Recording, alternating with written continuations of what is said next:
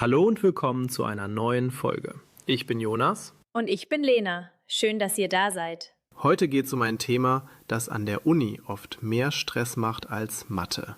Nicht die Vorlesung? Nein, Organisation. Uni-Organisation ist wie ein Escape Room. Du findest Hinweise, aber niemand sagt dir, ob du richtig bist. Und am Ende heißt es Frist verpasst. Neues Wort. Frist. Das bedeutet, ein fester Termin, bis wann du etwas machen musst. Beispiel: Die Frist für die Anmeldung ist am Freitag. Ich dachte am Anfang wirklich, ich gehe einfach hin, dann läuft das schon. Und dann kam die Realität. Semesterstart, 1000 Mails, 10 Portale. Und alle reden so, als ob man alles schon weiß. Erster Klassiker, Stundenplan. Ich habe ernsthaft gewartet, dass mir jemand meinen Stundenplan gibt. Süß. Teil 1. Neues Wort. Stundenplan. Das bedeutet, deine Übersicht, welche Kurse du wann hast. Beispiel: Ich schaue jeden Sonntag in meinen Stundenplan. Und dann suchst du Kurse im Vorlesungsverzeichnis. Wo du plötzlich 200 Veranstaltungen siehst und denkst, welche davon betrifft mich? Genau, du brauchst einen Modulplan, damit du weißt, welche Module Pflicht sind. Und dann Raum, Uhrzeit, erste Sitzung. Manchmal fällt heute aus. Wenn du Pech hast, steht's nur in einer Mail von vor 3 Tagen. Neues Wort. Vorlesungsverzeichnis. Das bedeutet die Liste aller Vorlesungen mit Zeiten und Räumen. Beispiel: Im Vorlesungsverzeichnis finde ich die Uhrzeit meiner Vorlesung. Bei mir waren es auch zu viele Systeme. Ja, mindestens 2 Plattformen. Moodle, Unimail, Hiss-in-One und dann noch irgendein Extra-Tool. Der Trick: Du musst lernen, wofür welches System da ist. Sonst suchst du Noten auf Moodle und Folien in Hiss-in-One. Und findest gar nichts. Neues Wort. Plattform. Das bedeutet eine Website oder ein System, wo du Infos und Materialien bekommst. Beispiel: Moodle ist eine Plattform für Kurse. Nächstes großes Thema: Unimails. Ich habe am Anfang geschrieben, Hallo, ich habe Problem. Kurz, ehrlich, aber riskant. In Deutschland ist E-Mail oft ziemlich formell. Du brauchst einen Betreff, eine Anrede und eine klare Frage. Und bitte nicht 5 Themen in einer Mail. Neues Wort: Betreff.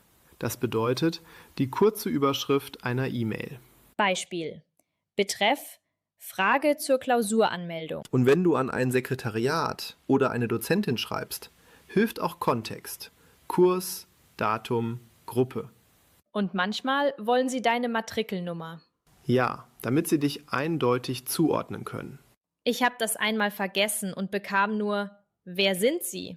Hart, aber fair. Neues Wort. Matrikelnummer. Das bedeutet deine studentische Nummer an der Uni. Beispiel: Meine Matrikelnummer steht auf meiner Campuscard. Dann habe ich Sprechstunde gehört und dachte, das ist wie Therapie. Fast, nur mit mehr PowerPoint. Ich habe mich nicht getraut hinzugehen, weil ich dachte, ich störe. Dabei ist es genau dafür da. Fragen stellen, Dinge klären, Feedback holen. Und manchmal rettet dich eine Sprechstunde wirklich vor einer schlechten Note. Neues Wort: Sprechstunde. Das bedeutet feste Zeit, in der ein Dozent Fragen beantwortet. Beispiel. In der Sprechstunde frage ich nach Hilfe für das Projekt. Und es gibt Tutorien und Übungen. Oh ja, in der Vorlesung verstehst du 60%. Und im Tutorium die restlichen 40. Und manchmal erst später, wenn du Aufgaben rechnest. Tipp: Geh am Anfang zu allem hin. Dann kannst du später filtern. Und frag nach dem Skript oder den Folien, am besten direkt. Neues Wort: Tutorium. Das bedeutet eine extra Gruppe, wo Inhalte erklärt und geübt werden. Beispiel: Im Tutorium üben wir Aufgaben zur Vorlesung. Jetzt kommt das berühmteste Stressthema: Prüfungsanmeldung. Ich kriege schon Stress beim Wort. Du musst dich oft aktiv anmelden, sonst bist du für die Klausur nicht drin. Ich dachte wirklich, ich bin automatisch dabei. Nein, nicht angemeldet heißt, existierst nicht. Und dann gibt's noch Zulassungsvoraussetzungen. Neues Wort: Prüfungsanmeldung. Das bedeutet, du meldest dich offiziell für eine Prüfung an. Beispiel: Ich mache die Prüfungsanmeldung online. Was ist nochmal genau Zulassung? Dass du offiziell teilnehmen darfst. Manchmal brauchst du Übungsabgaben oder Anwesenheit. Und wenn du krank bist? Dann musst du dich korrekt abmelden, sonst kann es als Fehlversuch zählen. Ich habe das einmal fast falsch gemacht. Deutschland und Regeln, du weißt schon. Neues Wort: Zulassung. Das bedeutet, du darfst offiziell an der Prüfung teilnehmen. Beispiel: Ohne Zulassung kann ich die Klausur nicht schreiben und abmelden ist wirklich wichtig. Weil einfach nicht hingehen nicht als Abmeldung gilt. Genau. Oft brauchst du bei Krankheit ein Attest. Und das muss manchmal sofort eingereicht werden, nicht 3 Wochen später. Sonst zählt es nicht. Das fühlt sich am Anfang streng an, aber wenigstens ist es klar geregelt. Neues Wort: Abmelden. Das bedeutet, du sagst offiziell ab, dass du nicht teilnimmst. Beispiel: Ich muss mich rechtzeitig von der Klausur abmelden. Und das Attest ist dann dein Beweis. Genau. Ohne Attest bist du einfach nicht erschienen. Ich habe am Anfang nicht verstanden, dass das so formal ist, Willkommen in Deutschland. wo sogar Kranksein eine Datei braucht. Neues Wort: Attest. Das bedeutet, ein medizinischer Nachweis, dass du krank bist. Beispiel: Mit einem Attest kann ich mich von der Prüfung abmelden. Nächstes Stressthema: Abgaben. Übungsblatt, Projekt, Bericht, Programmcode, alles hat eine Deadline. Und die Deadline ist manchmal nicht Ende des Tages, sondern 12 Uhr mittags. Ich habe einmal um 23:59 Uhr hochgeladen und Moodle so: Fehler. Tipp: Puffer einbauen, nicht auf den letzten Klick planen. Neues Wort: Deadline. Das bedeutet, der letzte Zeitpunkt, bis wann etwas fertig sein muss. Beispiel: Die Deadline ist heute um 12 Uhr. Und Abgabe heißt wirklich korrekt hochladen. Richtige Datei, richtiges Format, richtige Aufgabe. Manche geben Aufgabe 3 als Aufgabe 2 ab und merken es zu spät. Das tut weh. Und wenn du Pech hast, zählt dann nur das, was du abgegeben hast. Deshalb kurz vor Schluss checken. Dateiname, Seite 1, PDF, alles. Neues Wort: Abgabe. Das bedeutet, du gibst eine Aufgabe offiziell ab, meist online oder als Papier. Beispiel: Die Abgabe ist bis Mittwoch um 12 Uhr. Dann kommt Gruppenarbeit. Gruppenarbeit ist eine kleine Gesellschaft. Am Anfang denken alle, wir sind motiviert. Und eine, die nur Danke schreibt. Deshalb am Anfang klare Aufgaben verteilen. Wer macht was, bis wann und wo speichern wir Dateien. Neues Wort: Gruppenarbeit. Das bedeutet, du arbeitest zusammen mit anderen an einer Aufgabe. Beispiel: Für das Projekt machen wir Gruppenarbeit zu dritt. Was uns gerettet hat? Ein kurzes Protokoll nach jedem Treffen. Ja, sonst diskutiert ihr nächste Woche wieder von vorne. Und am Ende sagt jemand: Ich dachte, du machst das. Klassiker. Protokoll ist wirklich erwachsen. Und effektiv.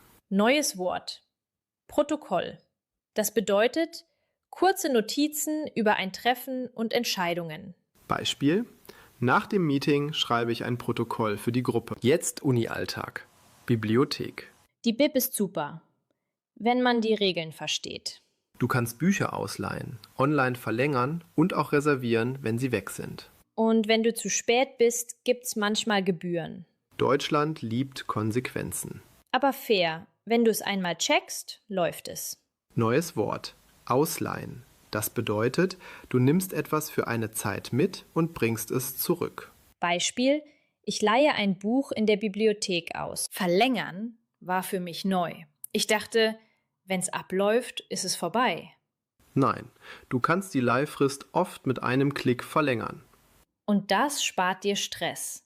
Außer jemand hat es reserviert, dann geht's nicht. Klar, wieder Regeln. Neues Wort: Verlängern. Das bedeutet, du machst die Leitzeit länger. Beispiel: Ich verlängere das Buch online. Und dann gibt's den Semesterbeitrag. Das klingt wie Miete, ist aber eher Verwaltung, Studierendenwerk, oft Ticket. Viele zahlen einmal, vergessen es und dann kommt die Rückmeldung nicht. Und ohne Rückmeldung bist du nicht richtig drin fürs nächste Semester. Deshalb rechtzeitig überweisen und Beleg speichern.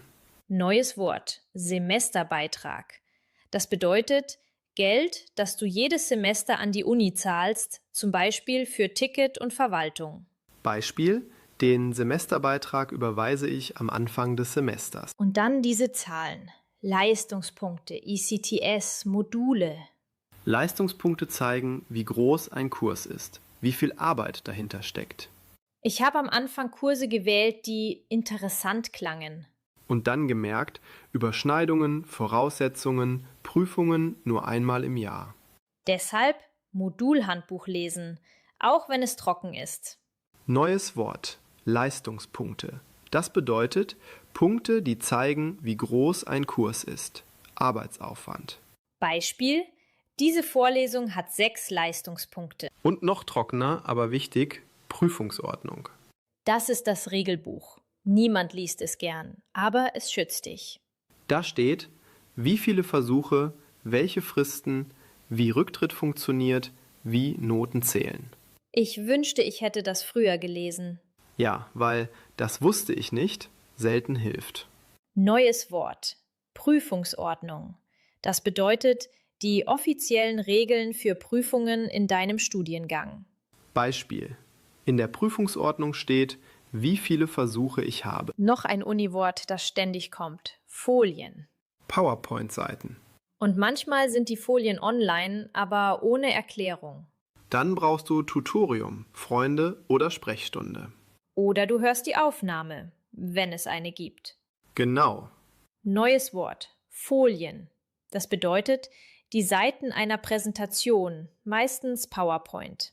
Beispiel: Ich lerne für die Klausur mit den Folien aus der Vorlesung. Und ein Ort, den viele vergessen: Sekretariat. Das Sekretariat wirkt manchmal streng, aber es ist extrem hilfreich. Da bekommst du Bescheinigungen oder Infos, an wen du was schicken musst. Aber Öffnungszeiten sind heilig. Und freundlich sein wirkt Wunder. Neues Wort: Sekretariat. Das bedeutet Büro an der Uni, das bei Organisation und Formularen hilft. Beispiel: Im Sekretariat frage ich nach einer Studienbescheinigung. Studienbescheinigung. Noch so ein deutsches Ding. Ja, damit beweist du, du bist eingeschrieben. Das braucht man manchmal fürs Amt, fürs Ticket, für Verträge. Und du lädst sie oft im Portal runter. Wenn dein Login funktioniert. Genau, wenn. Neues Wort: Login. Das bedeutet der Zugang mit Nutzername und Passwort. Beispiel: Mein Login für Moodle funktioniert nicht. Mini-Basics, ohne Schulgefühl. Sätze, die du wirklich brauchst. Wo finde ich den Stundenplan? Bis wann ist die Anmeldefrist? Könnten Sie das bitte kurz erklären? Gibt es ein Tutorium dazu? Kann ich die Folien noch herunterladen? Und wenn du unsicher bist, gibt es dafür eine Vorlage? Neues Wort: Vorlage. Das bedeutet ein Musterdokument, das du als Basis benutzen kannst. Beispiel: Ich nutze eine Vorlage für meine E-Mail an den Professor. Zum Schluss 3 Dinge, die wirklich helfen. Erstens, Kalender. Alles rein. Zweitens, einmal pro Woche 20 Minuten Uni-Check. Mails, Fristen, Portale. Drittens, Pufferzeit. Nicht erst am letzten Tag. Immer ein bisschen früher. Damit du ruhig schlafen kannst. Neues Wort: Puffer. Das bedeutet extra Zeit, die du einplanst, falls etwas schief geht. Beispiel: Ich plane einen Puffer von 2 Tagen vor der Abgabe ein. Uni-Organisation klingt langweilig, aber sie macht dein Leben leichter. Frage an euch: Was war euer größter Uni-Organisation-Fail? Und was hat euch wirklich geholfen, besser klarzukommen? Schreibt es in die Kommentare. Danke fürs Zuhören und kommt gut durch die Woche.